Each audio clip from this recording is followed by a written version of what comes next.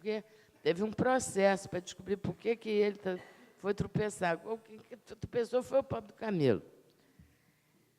E aí, ninguém... Bom, o navio voltou, afundou o relatório, mas algumas coisas ainda se encontram na biblioteca da universidade. É um departamento que é no Campo de São Cristóvão, só com as grandes expedições. Então, eu acho que é uma biblioteca imperdível de você ir, que pouquíssima gente vai lá. Mas é muito interessante, tem todos os documentos originais, é uma coisa fantástica. E aí, ninguém usou o jegue, que é tão comum, né? Que anda na pedra, anda na areia. Ou teve um padre que ligou e disse, olha, sabe que o jegue é nosso irmão. Eu disse, sei dele, né? Porque meu, ele está meio distante. Ainda não assimilei tanto assim. Mas isso é a história. Isso é a história do Brasil, que eu não conhecia. Então, eu acho que eu ajudei a ensinar muita gente os absurdos de certas informações, né? Teve uma máquina lá no Rio, na Atlântida, naquelas Cinédia, fazer um filme, tinha que mandar para os Estados Unidos para revelar. Aí o dono da Cinédia comprou uma máquina lá e trouxe. Chegou com a máquina toda desmontada, chamou um cara lá, que era o homem que ajeitava as máquinas dele, disse, monta isso aí. E o cara ficou, não falava inglês, ficou lá com aquele negócio, e montou, e monta, e desmonta, até que uma hora lá funcionou. Ele botou o filme e saiu o filme. Aí ele disse, pronto, está montado. Aí foi um maior sucesso, porque fazia o filme, na mesma hora já revelava, saía do outro lado, todo mundo feliz com a máquina. Um ano depois, o homem que vendeu a máquina chegou lá. Eles vêm ver a máquina está funcionando à perfeição. O homem chegou, olhou, disse, está funcionando? Está. Inacreditável. Disse, por quê? Vocês montaram ao contrário. Ele não entendeu aquele negócio lá, mas funcionou, entendeu? Funcionou. Então, a gente tem essa coisa. Eu tinha um carro alemão, e aí o carro era... Eu ganhei um cheque, não conseguia trocar com ninguém, só conseguia trocar nessa loja. Aí peguei esse carro, que era uma Mercedes usada. Eu disse, me dá, pelo menos, um cheque sai. Peguei o carro, fiquei andando com aquele carro usado. Um dia, fui pegar uma pessoa para almoçar, e o carro quebrou, uma americana. Fui pegar uma americana, diretora de um centro cultural, o carro quebrou na porta do restaurante, do hotel.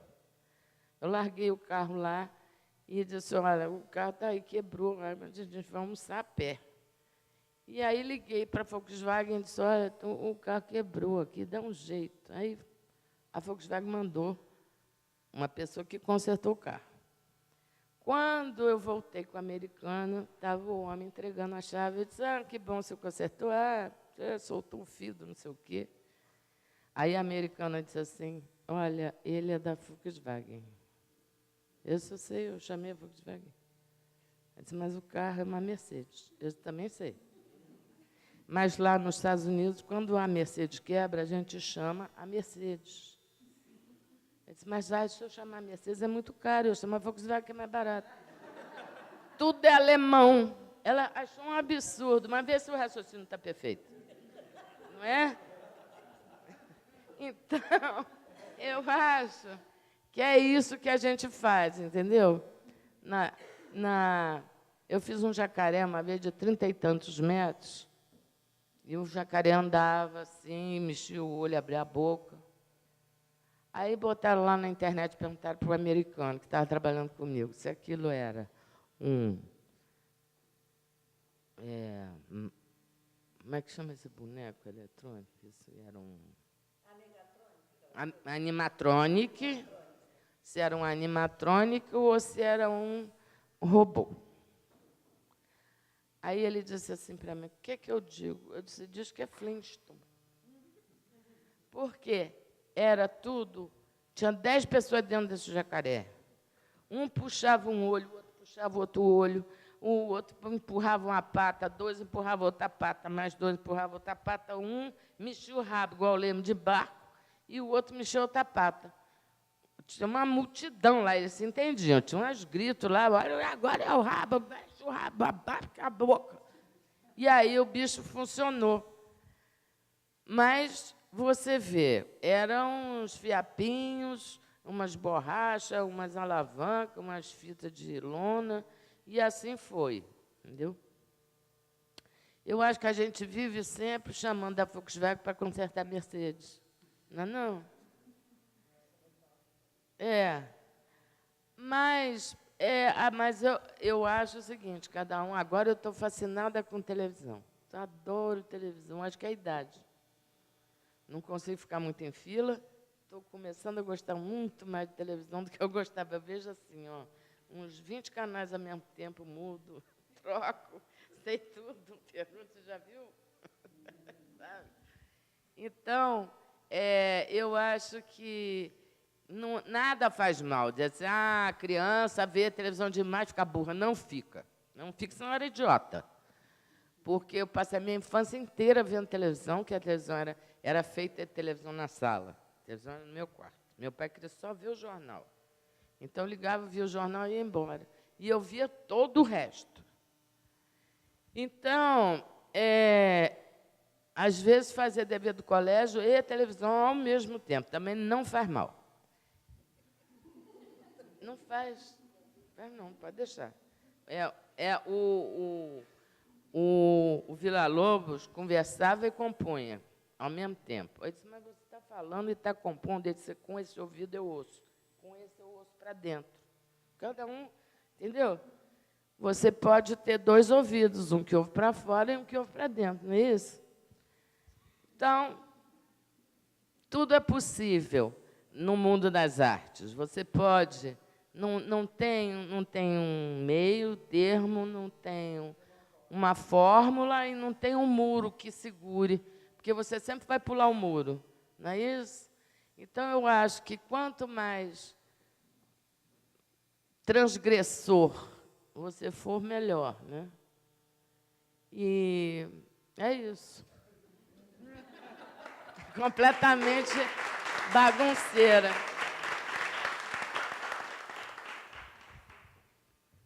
Bom, eu acho que tocamos em vários temas, várias questões, e o maior desafio foi a questão em torno do processo de criação, né? Porque caminhos há ou não há uma... É ou não é possível pensar numa pedagogia relacionada a esse processo de criação? A gente teve posições diferentes. Como lidar na instituição com essa questão, né? O aluno, como o artista lida com essa questão no seu processo. São várias questões que foram levantadas.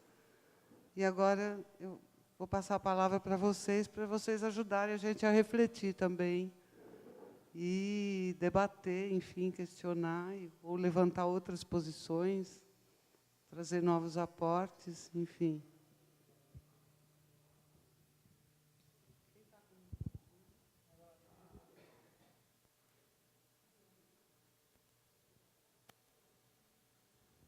Bom, eu conheço Fala todo só mundo o aí. nome, porque está gravando. É Lúcia Camargo. Lúcia. Isso. Mas eu já tive a oportunidade de trabalhar muito com a Rosa, e ela é bem direitinha quando ela trabalha, entrega no horário, não cai cenário, não rasga roupa, nada disso. Agora, Rosa, você trabalhou com o Herzog. Como é que foi trabalhar com ele? Foi na época do Collor. Já diz tudo, né? Eu acho que não foi muito bom, não.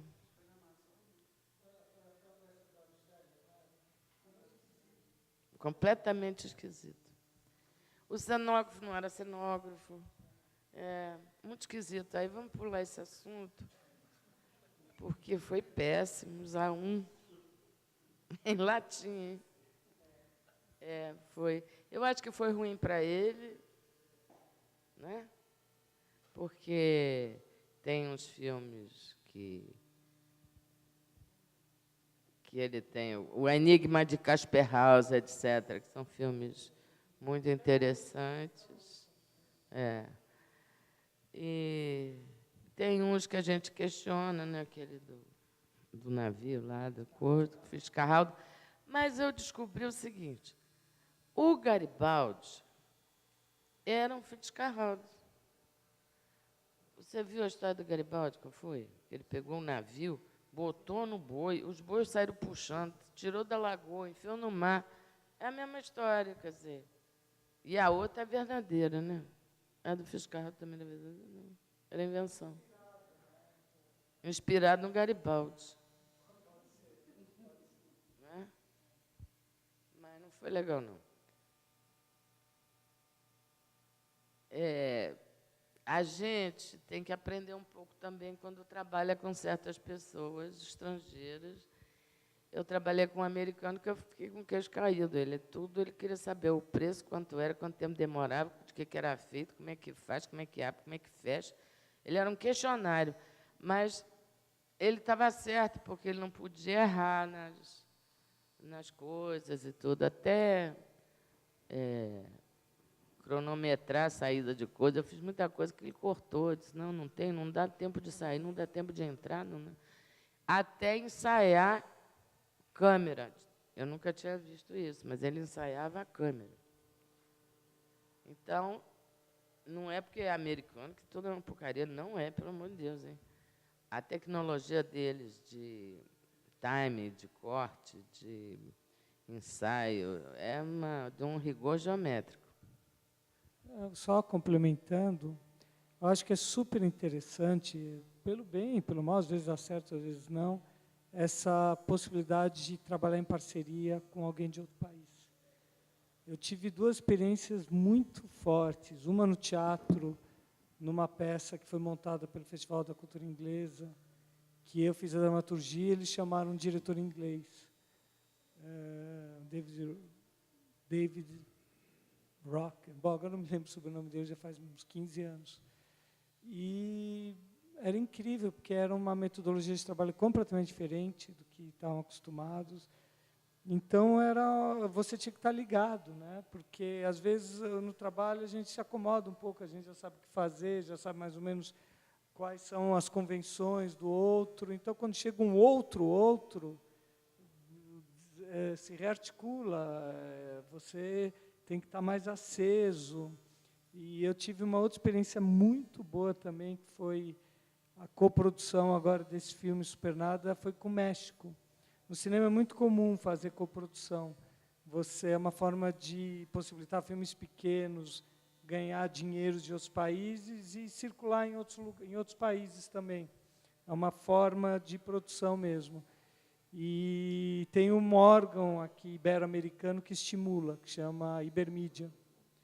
E daí eu fiz uma coprodução com o México, eu fiquei 1 mês lá, finalizando o filme no México, mixando, finalizando a fotografia. É incrível. É incrível, são outros humores. E, por outro lado, você descobre também que são muito parecidos, né? Mexicano e brasileiro. Então, são novas formas de pensar a arte, novas formas de pensar o trabalho, que nem se falou, né? Quanto custa, quanto isso, quanto aquilo, é diferente. Lógico que cada pessoa é diferente, mas uma pessoa de um outro país com outras práticas é completamente diferente. Então, eu acho que é uma experiência sempre boa que deveria ser mais estimulada aqui, né? Geralmente, por exemplo, no caso do Fitzcarraldo, do Herzog, eu não sei, eu não trabalhei. Mas eu conhecia pessoas que trabalharam e era uma coisa esquisita, porque era Collor, era um projeto que tinha muito dinheiro, não sei se esse dinheiro foi... Eu não sei de nada, eu sei que era tudo esquisito. Era mais esquisito ainda, é que a Lucélia que arranjou o dinheiro, o papel que ele arranjou para ela era de uma rã preta. Olha, eu não ia vestir uma rã preta se eu arranjasse R$1 milhão naquela época, né? Rã. E ela saía de dentro de uma água cheia de barro que tinha que mexer com a madeira para ficar bem turva, e eu não ia. Eu demiti o diretor no primeiro dia que ele dissesse, você é a rã preta. Eu disse, não sou. E você não é mais o diretor.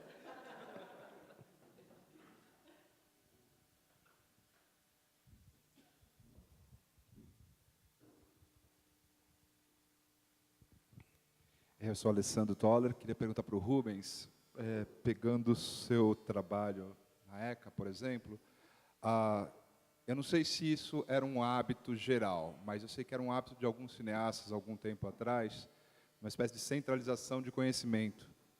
Você falou de construção de conhecimento, uma centralização na sua prática de filmagem, como se ele centralizasse o conhecimento do todo daquele filme que estava sendo realizado e distribuísse só o que era necessário para a sua equipe.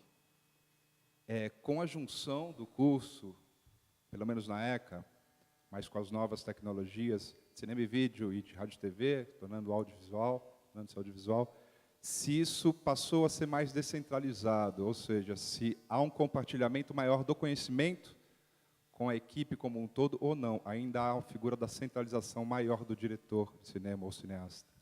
Eu queria só pedir se dá para abaixar um pouquinho a luz, porque está batendo no nosso olho, é meio... Ofusca. Então, é muito importante, quando a gente analisa a trajetória de uma escola, ver em que condições que ela foi criada, né? Por exemplo, a USP foi uma missão francesa, né? Foi nos anos 30, veio os intelectuais, né? Um de cada área. O Lévi-Strauss, veio um geógrafo também, veio assim vários luminares, formou uma missão francesa. Então, a USP sempre teve uma linha de conhecimento muito francófilo, até os anos 70, 80, hoje já quebrou um pouco. E a Escola de Cinema foi criada em 67. A ECA, não só a Escola de Cinema. A ECA, Escola de Comunicações e Artes, que faz parte da Escola de Cinema, foi criada em 67, que a gente estava no auge do quê? Aqui no Brasil, em termos de cinema. Não, ditadura, sim, mas em termos de cinema novo. Que era um tributário de uma coisa muito forte no mundo inteiro, que eram os novos cinemas, que era o cinema de autor, né? Que veio desde do neorrealismo italiano, e daí chegou na Nouvelle Vague, nas novas cinematografias, o novo cinema polonês, o novo cinema alemão, que é o Herzog, o Wim Wenders, o novo cinema, enfim, cubano, e o cinema novo brasileiro. Então, a ideia do autor era muito forte, o cinema como uma expressão, como o cineasta, isso era uma ideia que vinha do Rossellini, o cineasta era um filósofo. Então, só que em vez de escrever um livro, ele fazia um filme. E esse filme era expressão, era visão de mundo desse cineasta. Então, era mais ou menos isso, era algo muito forte no mundo todo. E, naturalmente, na ECA, isso se arraigou de uma maneira muito forte, que o diretor, o filme, estavam todos lá em função da visão do diretor. Tanto que, muitas vezes, muitos filmes do Glauber Rocha, por exemplo, não tinha roteiro. O Glauber, ele dava algumas indicações, ele conhecia os seus parceiros, o câmera, que era o D.B. Luft. Então, ele chegava um pouco antes do plano e falava, D.B., eu quero que você circule aqui a Ana Maria Magalhães, e ela vai dando texto, você vai pegando. E o D.B. fazia coisas maravilhosas, porque eram grandes artistas lá, mas todos estavam em função do Glauber e todos achavam isso muito natural. O D.B. Luft não deixou de ser um grande fotógrafo por causa disso. Era muito natural que fosse assim a forma de circular as informações, de circular. Isso foi se quebrando. Isso foi, com o tempo, foi se quebrando. E, inclusive, hoje, a figura do diretor ainda é muito forte, né? Tanto que tem aquilo, um filme de... Né? E tem uma coisa muito louca que ainda acontece, ainda tem um pouco isso. Na ECA, os alunos são todos amigos, né? São todos bros, vão em festa juntos, são todos super amigos. Daí, quando pinta a filmagem, é incrível isso acontecer. O diretor se transforma no diretor. O aluno que ficou com a direção, ele se transforma num ditadorzinho. É incrível isso. Você vê isso, é um fenômeno que nem você observa as formigas, você vê eles transformando um ditador no mesmo dia. E o cara que era o melhor amigo dele, que era o produtor, passa a ser açoitado pela equipe. Porra, pega isso, faz aquilo, faz aquilo. É incrível como esses papéis, de repente, ainda são muito fortes. Mas a tendência é isso ir diminuindo, porque eu acho que a coisa mais importante que foi falada aqui é o seguinte: a arte é coletiva. Quando chega para mim alguém fala assim, pô, você acha que é legal fazer um curso de cinema, tal? Eu falo, olha, a coisa mais importante de fazer um curso de cinema é estar junto com os outros. Isso é o principal. A questão do conhecimento, tal, de repente você até pode aprender na praxis, no dia a dia. É diferente, um não substitui o outro, mas, enfim, também a faculdade ou o curso não é o único caminho possível para o conhecimento. Você pode, lendo, você pode, tem outros caminhos, mas tem uma coisa que que não se substitui, que é estar com o outro lá na experiência. Então, cada vez a tendência é isso se quebrar mesmo. As pessoas, cada vez mais tem coletivos no cinema. Tem um grupo que um dia um que dirige o filme, no filme seguinte é o outro que dirige. E esse é um caminho, é uma experiência do teatro que está cada vez mais com o digital se criando, são os coletivos de cinema. Então, apesar de ainda a gente ser tributário do cinema de autor, essa experiência cada vez mais está se esfacelando. Mas agora eu queria dizer mais uma coisinha só, é que agora tem um curso no Rio, na COP, que é da engenharia, pós-graduação, que é uma das melhores que tem no país, de engenharia do entretenimento. Então, já está virando para o lado da engenharia. Entendeu? Eu acho isso muito interessante, porque são umas pessoas jovens que veem já um outro lado que a gente não vê. Entendeu? E também de parte econômica, e etc., etc. Então, se alguém estiver interessado, eu fui convidado para trabalhar lá, fazer um projeto com eles, estou adorando, não sei o que eu vou fazer lá, mas eu já aceitei. Porque eu acho que é muito estimulante você ter uma outra visão, né, de um fato que é feito para divertir os outros. Não interessa se é baile, se é filme, se é o que for. Se é uma festa de tómbola com barraquinha. Mas tem tudo, já tem esse estudo dessa função, desse divertimento, que é o que a gente aqui está fazendo parte dele. Né? Oi, está aqui. Eu sou o Joaquim Gama, agradecer mais uma vez a presença de vocês aqui.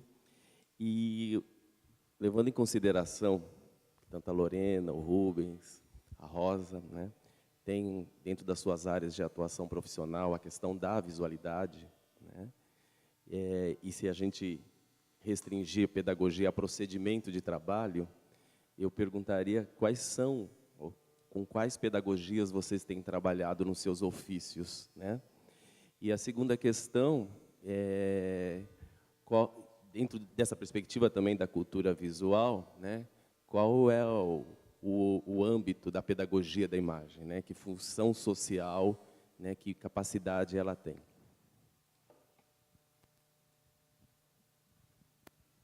Bom, eu acho que essa questão da pedagogia da imagem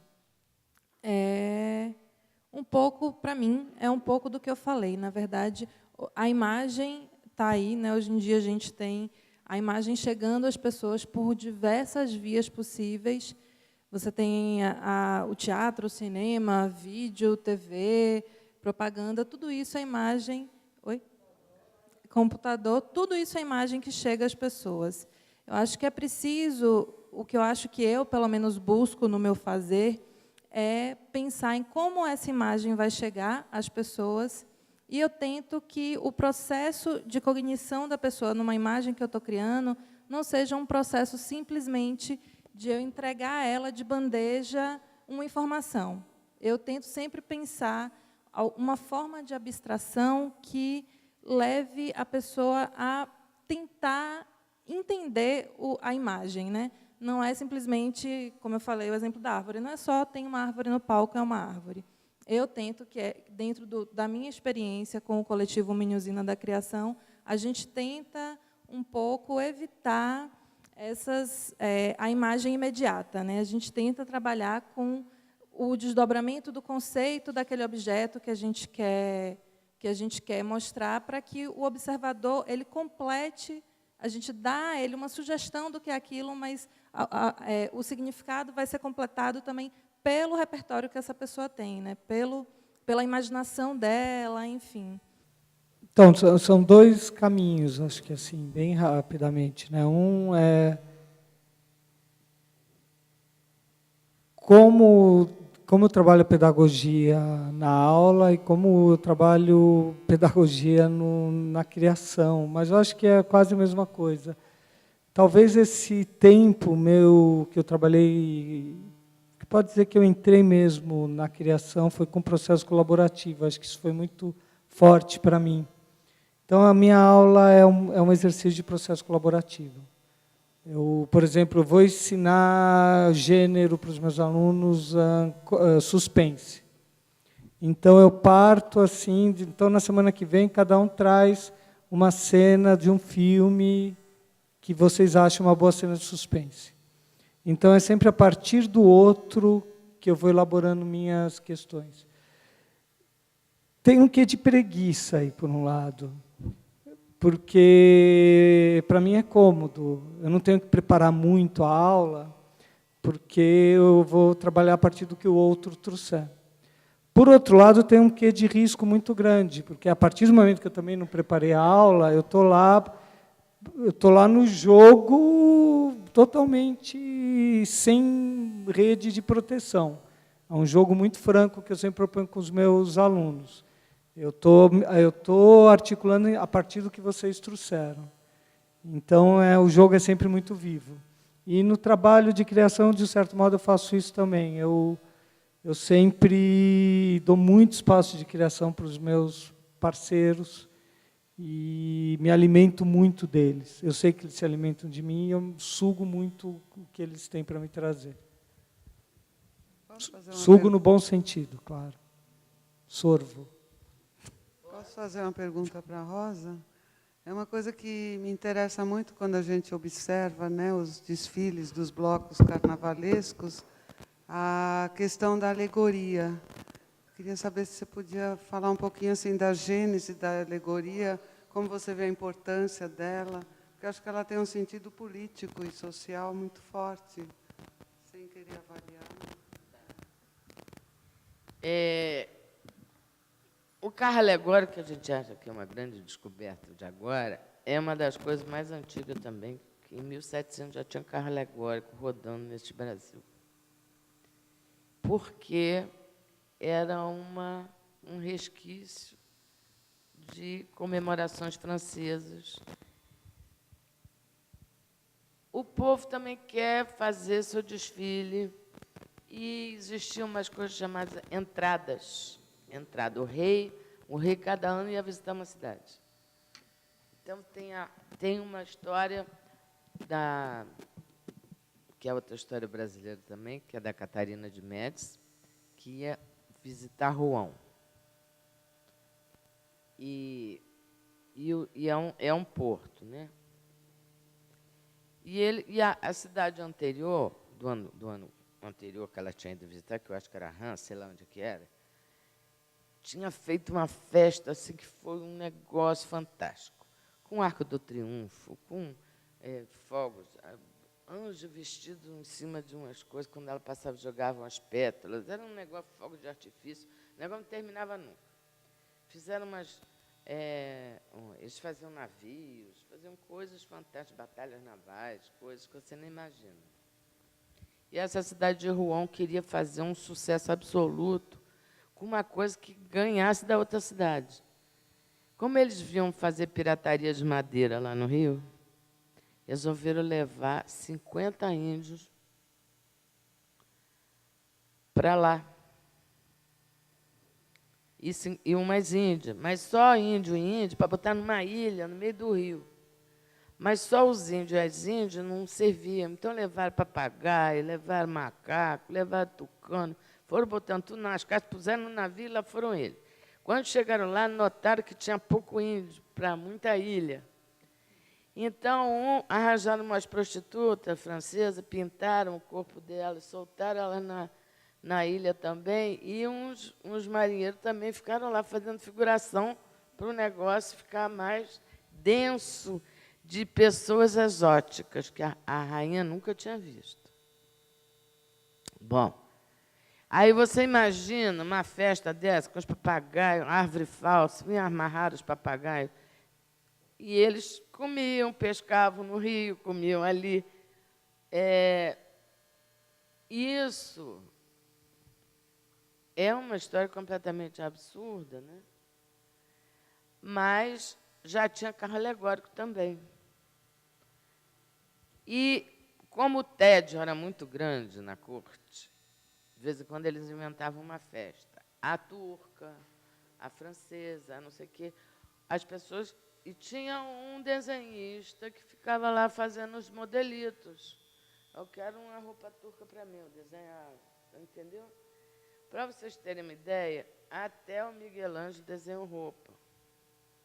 Desenhou aqueles soldados do Papa. Eu imagino que ele estava pintando, a capela assistindo, disseram para o Papa, tem que ter uma guarda para você. Ele chama Miguel Ângelo, manda desenhar. Não tinha noção de quem ele estava chamando, né? E aí tem roupa desenhada pelo Leonardo da Vinci, tem a roupa até hoje, desde o Papa Francisco, é a mesma roupa que o Leonardo desenhou, que o Miguel Ângelo. Então, essa tradição de fazer... Eles fantasiavam nos pátios dos palácios, eles fantasiavam os cavalos de tigre, de elefante, botavam tromba no cavalo, botavam caixinha e tal, e iam. Eles faziam esse tipo de procissão nos pátios internos para a distração da corte. Então, esse negócio de carro alegórico é uma coisa antiga, inclusive no Brasil. Então, em 1700 já tinha carro alegórico, eles faziam um desfile, e era assim, por guilda, como fosse o sindicato. O carpinteiro se juntava e fazia um carro. Os alfaiates faziam outro. Os funileiros faziam outro, e aquilo eles faziam aquela passeata. Quando Dom João VI casou, teve uma festa assim. Depois, quando Dom João VI foi aclamado, porque Portugal não coroa rei, que eles acham que se botar coroa na cabeça, dá azar e morre. Então, nenhum rei em Portugal bota coroa, fica aquela coroinha do lado da almofadinha. Então, não tem nenhum retrato de Dom João VI com a coroa na cabeça, né? A gente que inventa. Mas teve uma festa no Paço, ali no Campo de Santana, com carros alegóricos, que tinha jacaré, tinha chafariz, tinha anjo, tinha os 4 continentes representando não sei o quê, tinha o vento do norte, do sul e do leste. Então, as descrições são coisas complicadíssimas que rodavam, e mexiam, e aconteciam, e tudo puxado por cavalo, etc. Então, essa tradição é uma tradição que vem da Europa, já no Brasil, colônia, já tinha carro alegórico, entendeu? O que aconteceu é que ele tomou fermento. Vai para frente, vai para trás. E a escola está se danando, porque a escola já foi embora e o carro ainda não entrou, porque ainda está na manobra. Então, isso tudo, e os outros rindo, porque, como vai perder ponto mesmo, diz assim, esse está fora. Entendeu? Tem essa coisa. E agora os carros estão crescendo porque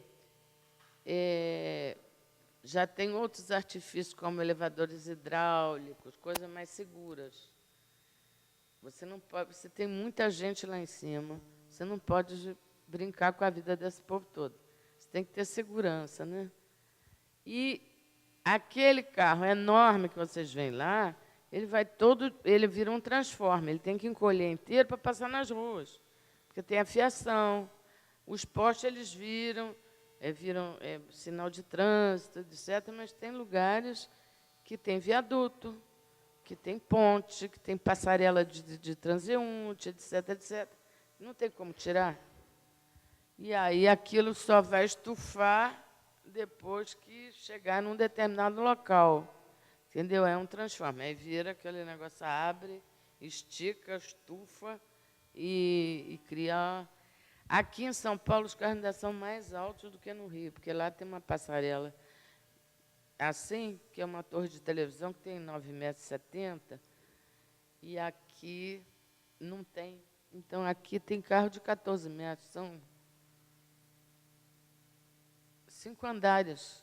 É um prédio de 5 andares. Isso, para ter estabilidade, tem que ser muito bem calculado, para não quebrar eixo, etc. De vez em quando diz assim, quebrou o carro, é excesso de peso, uma altura descomunal com uma base menor.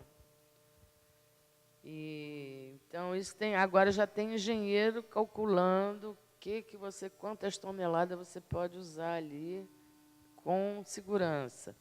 E você leva em conta que a pessoa pulando, aquilo pipoca, né? Quando cai num buraco, o peso dobra. Então, tudo isso você tem que ver que o Rio de Janeiro está em obra, é uma obra, Pereira Passos 2, e o que mais tem agora é buraco. Então, você já tem que calcular que esse seu trajeto também vai passar em algum buraco.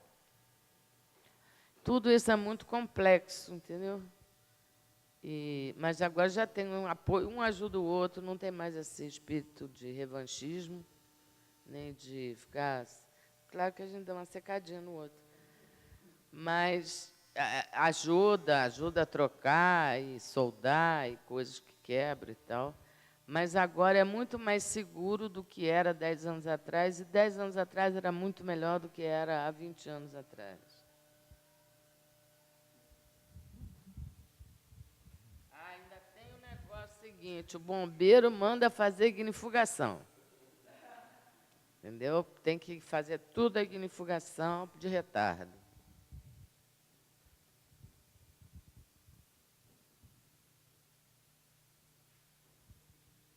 Encerramos já? Eu tinha uma pergunta para fazer pelo seguinte. Ao longo desses dias que a gente tem falado, algumas vezes surgiu essa questão de não método, né? De, cada processo é um processo. E aí você falou dessa escola, né, da engenharia do entretenimento, que eu queria fazer assim, meio que uma costura que pode parecer um pouco livre demais, mas tem a ver, quando o menino falou da centralização, né? Eu trabalhei com diretores de cinema, meu nome é Imara, sou atriz, eu dirijo também, mas eu fiz muito cinema, e os melhores diretores com os quais eu trabalhei, não por eles serem centralizadores, mas por eles terem noção, a consciência da função de cada um e da obra, eles tinham feito faculdade de engenharia. E, na verdade, eu tenho me perguntado todos esses dias, sempre existe a melhor maneira de se chegar em algum lugar, ou as melhores maneiras. Eu acho, na minha, é mais que uma pergunta, é uma reflexão junto com vocês, também não faria parte da pedagogia do teatro, do cinema, ou das criações, pensarmos assim também quais são as melhores formas de a gente chegar aos melhores resultados, porque assim como a gente não tem o tal do plástico que amoleceu, corta com a tesoura, também a gente, às vezes, tem que apresentar um espetáculo, porque o edital saiu a grana, o teatro, não sei o quê, quanto tempo? 20 dias. Qual é a peça? É o Rei Lear. Bom, mas só tem 20 dias, porque senão não vai ter teatro. Então, também pensar uma forma pedagógica da gente poder pensar em métodos, em processos, em possibilidades. Porque, em geral, o processo colaborativo ele demora um pouco. Eu vim de grupo, um ano para fazer o Prometeu, né? Outro ano para fazer o Ionesco, outro ano para fazer não sei o quê. Agora, quando a gente está no cotidiano, também eu acho que um pouco a função da escola é pensar em processos facilitadores também, que dê instrumental para quem está ali aprendendo, poder ter a sua engenharia. A minha reflexão que eu queria propor para vocês seria essa. Eu não queria comentar em cima, aliás, grande atriz, Imara Reis. Na verdade, eu concordo com você, tanto que a gente usa muito um termo que é procedimentos, né? E isso estava um pouco naquilo que eu falei, que a gente fica um pouco navegando entre dar uma liberdade para os alunos para chegarem em coisas diferentes e, ao mesmo tempo, também moldar um pouco alguns caminhos já trilhados que dão certo. Né? Por exemplo, dou aula de roteiro e de direção. O aluno ele queria fazer todo um processo de ensaio com os atores que era muito complicado, que aquilo não estava funcionando. E daí também a função um pouco do professor, com a experiência dele, de chegar, olha, por que você não propõe um trajeto assim, assim, assim, assim? Quer dizer, lógico que o aluno, ele também tem alguns alunos que escutam, tem outros que não. Também isso faz parte um pouco, né, de quebrar a cabeça. É muito bom quebrar a cabeça na faculdade, né, de dar tiro no pé. Agora, eu concordo com você. Faz parte, sim, estabelecer alguns procedimentos. Em dramaturgia isso é muito... Por exemplo, a comédia tem algumas regras, algumas convenções. Para escrever um bom texto cômico, você tem que ter o drama, você tem que ter um personagem, tem que ter um problema, que tem que motivar ele a andar dentro da trama. Então, tem alguns caminhos. Porque a faculdade de artes, hoje, ela tem um papel social importante. A gente está formando artistas, mas também está formando profissionais. Que hoje a gente tem uma indústria cultural forte, aí, com muitas peças. Então, você tem que estar formando um diretor de arte que ele vai poder chegar na televisão e saber se virar. Exatamente, não adianta formar só um cara que cada vez ele vai ter que pensar, não, ele tem que saber procedimentos. Isso daí é fundamental. Mas, por outro lado, é aquilo que eu falei também, você tem que saber até onde você pode tolher algo que alguém está propondo que se distancia daquele procedimento, mas que, de repente, pode ser um novo procedimento. A gente trabalha também... Dizem que o cinema é uma indústria, né, mas é uma indústria de protótipos, né, cada vez tem uma coisa que pode ser um pouco diferente. Mas, sim, ele tem que saber se lidar com procedimentos de mercado. Não tem jeito, não tem espaço para algo, para uma utopia. É arte, mas também é mercado. Não dá para um curso caríssimo você formar 35, 40 pessoas que não sabem fazer nada, que eles só querem saber de criar o novo Terra em Transe. Não dá. Eu concordo perfeitamente com você também, Mara. Eu acho que, na verdade, talvez o papel da escola em algum âmbito seja, na verdade, quando você diz ensinar um método, é ensinar um instrumental. Então, digamos, dentro do meu ensino, que é de cenografia. Então, o cenógrafo ele precisa entender de composição, de cores, de mistura de cores, de semiótica, de processo de fabricação, de materiais, de resistência de materiais. E, no momento em que ele está cercado desse arcabouço, né, que ele está munido disso, aí é onde eu acho que precisa, que aí vem o não método também, que é essa coisa da investigação, de que você faça de cada processo criativo uma nova investigação.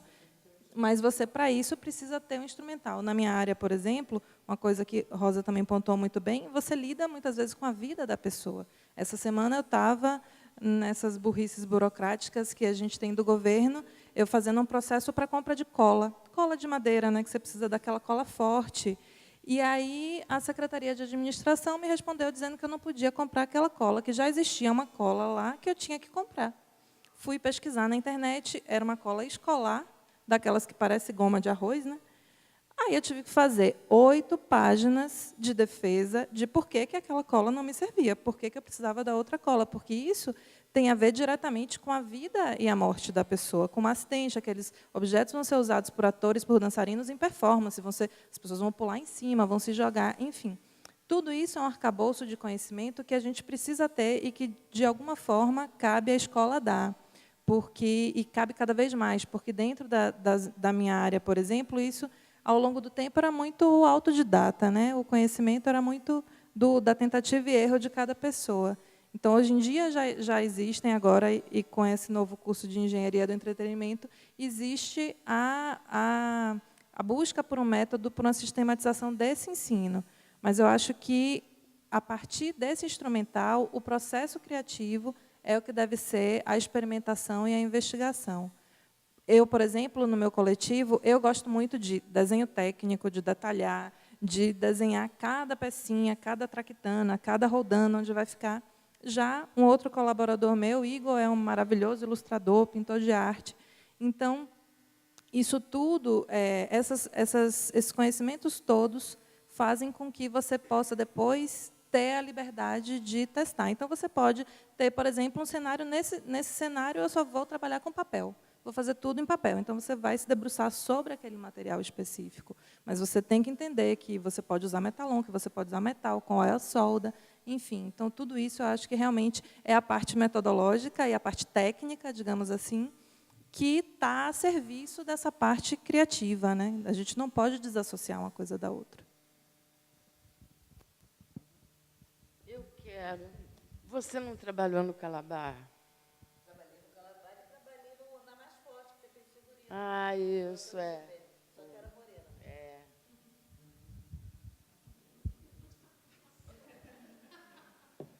Bom, eu acho que eu gostaria de agradecer a presença de vocês ao convite da SP Escola de Teatro. Eu acho que a gente reuniu hoje uma reflexão que trouxe para a Terra a questão do processo de criação, né?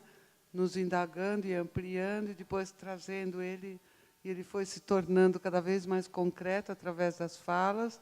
Eu fico muito contente que a gente esteja gravando a ideia de transcrever, de a gente ter um texto que eu vou dar uma olhada, e depois a gente vai mandar para vocês poderem olhar, enfim, concordar ou riscar, ou enfim, mas que eu acredito que, a partir desses colóquios, a gente possa reunir um material bem interessante. Eu acho que a gente não tocou apenas na questão do processo de criação, mas também na questão da leitura da imagem, né?